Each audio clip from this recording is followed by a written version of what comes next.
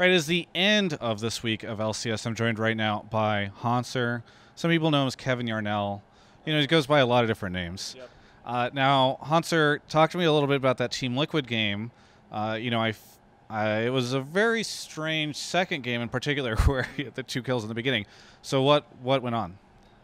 All right, so in the second game, we tried to cheese them level 1 by invading, and they scouted out pretty well, and they 5-man stacked, and we basically walked into them. I think one person died, Peter died, and then we blew like 4 sums. So all of our lanes were behind early, and it made the early game very hard for us, and we had pretty much had to come back. The game overall was pretty badly played by us, and we made a lot of mistakes, even though we shouldn't have. Like, it felt like we were just too aggressive and trying to get more than we could, and so it just felt like a bad win for us. Yeah. Now, talk to me a little bit about Rift Rivals because, I posed the same question in my interview with Peter yesterday, but I feel like the teams that went to Rift Rivals probably were kind of wishing they didn't have to go to Rift Rivals. You don't have to make a face, because I know Riot would rather you'd be really excited about having won Rift Rivals. But I do want to ask, in a very safe way, the opinions you had about going to Rift Rivals before you went there versus after coming back and having won it. Was it better than you expected, or... I mean, I don't know if you learned anything. I don't know if, just feeling like you're winning something gave you some confidence. I'm just kind of curious on the other side of it. How does that look?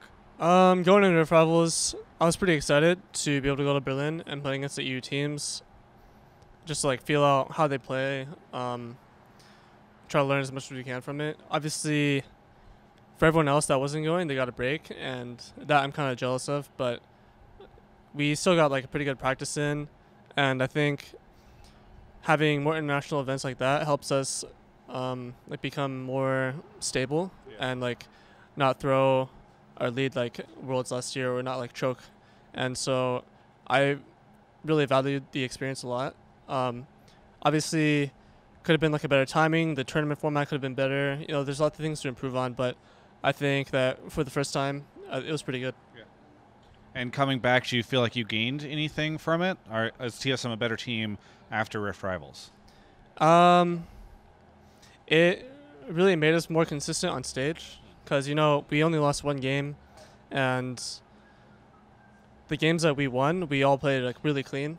And so that's something for us to take away to be more consistent on international performances, something we haven't done in the past, and that's the biggest takeaway from Rift Rivals.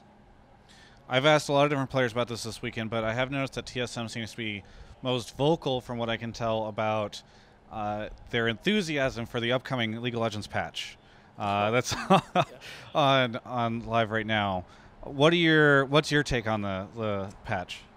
I think the patch is really volatile because they changed a lot of things, and they buffed lethality to make lethality champs broken. Like I said, Jace, Talon, those types of champions are just going to snowball really hard in solo queue, but it's up to the pros to figure out how well they are in how good they are in competitive. And it's basically we're all playing on a new slate now, so it's kind of annoying because we're getting used to this new meta, because they also changed Cinderhulk recently, and those are becoming really viable. But now they added lethality, and it's all right, now what the fuck do we play now? It's we have to find out. It's a race to whoever finds out what's the best picks, and that's kind of annoying because we've already figured out the old patch. But I guess it's something we have to deal with as a pro. You went with the safe answer, which is, well, patches, they change different things, and pro players have to adapt to them. Your teammate yesterday did not go with the safe answer. He went with the this patch is so stupid, blah blah blah. Yeah. So. I mean, the really stupid thing about it is that it's not a balanced patch, right? The patch before it was pretty balanced. You didn't really have any super broken picks, and it was pretty much up to the teams to decide how they want to play it. But now it's all right, you either have to play this champion if it's broken, or you're gonna fall behind. And they made it really volatile, and I don't like that aspect of it. Now, I also want to discuss with you something that I heard. Well, actually, we'll just go with this. Would you have any plans for what your career will be after being a League of Legends pro? Oh my fucking god. I mean, I like to go with the flow, you know, and just coast by. But Do you see yourself remaining in competitive environments? yes, Okay. yes. I think I'm a very competitive person, and after I'm done with League, I'm probably gonna pursue another hobby of mine, which is MMA. Yeah, Okay. thank you. Yeah. And I did some investigative research recently, and I've uncovered this. yes, Yeah. I know, and yeah, I mean, it's something I've done before, and something I want to do kind of on the side right now, but obviously there's not enough time in our schedule. You know, we'll see how it goes, but I'd like to take some time off after I retire and like pursue something else. Most likely mixed martial arts, but you know, who knows? I don't think school is like the right option for me, so yeah. Yeah. You say you don't have any time. What about like using it as a team bonding exercise with your teammates? Like, why don't you just practice with them a little bit? I mean, my team, like our management right now is already like really sketchy about it because, you know, it's a contact sport and you do get injured sometimes, and you know our wrists are very fragile and very valuable. So, I don't think our teammates. I don't know. My teammates would definitely not enjoy it. Like, can you imagine Bjergsen or Balfrost like trying to fight someone that they're Listen, TSM Legends, you know, Mac's been doing his best job, but for me lately it's kind of dropped off a little bit in excitement. An MMA episode of TSM Legends would be really pretty good. exciting. Yes. Yeah, I would like that. See who like it's all about like, who gets to like take out their anger on someone. It's like there you go. I can imagine Bjergsen like, Dennis, you fucking stole my blue this game. Yeah. This come back at you. It's like It's a good way to relieve stress. Yeah.